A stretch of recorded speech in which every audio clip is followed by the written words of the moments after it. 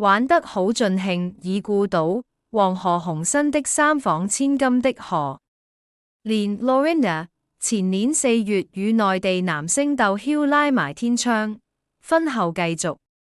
展他的事業，並活躍在社交平台，不時分享生活、工作點滴。近日她就撇甩老公，與好友到日本浸泉。超連在 IG 分享到銀山溫泉旅行的靚相，並留言進千與千尋的世界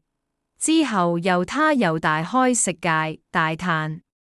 地美食包括超新鮮的帶子刺身、海膽、蟹肉、蕎麥及士多啤梨等，相當有口福。去浸溫馨，當然亦少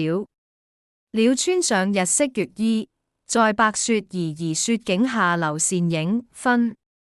感十足。超連又分享感受，終於來到了心心念念銀山溫泉，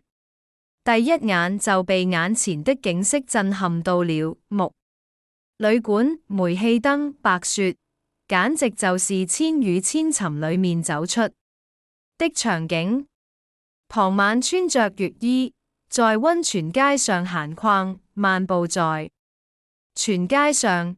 兩旁的煤氣燈漸漸亮起，昏黃的燈光映着白雪，仿佛穿越到了100年前的大正時代。晚上